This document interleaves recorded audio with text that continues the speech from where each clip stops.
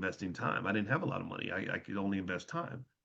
And I want you to think about how many times you see people who could get that same opportunity and wouldn't do it because they're like, well, I need a paycheck and you got to pay me. You got to pay me fair and pay me right.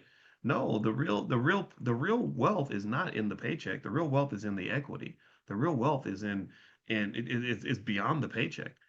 In fact, speaking of, I'm going to circle back to the reason I'm bringing this point. And me, I promise you, I'm going to finish reading your comment too. I tend to do that. I go in different directions. This is the ADHD. Just follow me. I hope it's okay. So basically, so I was writing because it was free advertising, and one of the things that I think that people sometimes miss. I saw this Ben Affleck and Matt Damon are making a movie with Netflix, and they did something that I thought was really great.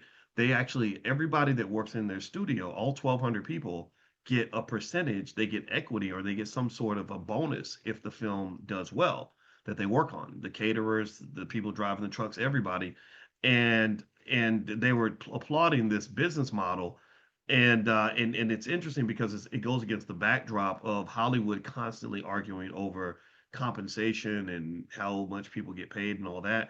And I just kind of said I made a little comment and I said, well, the wealth is not in the paycheck. The wealth is in the equity. It's in the ownership.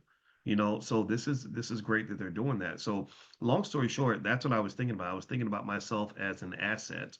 And I was like, I want to increase the value of this asset because I own me. I own my name, my intellectual, but it's all trademark, Dr. Boyce Watkins, all that stuff. So I need to pour value into this thing and make an investment before this thing ever has any real value.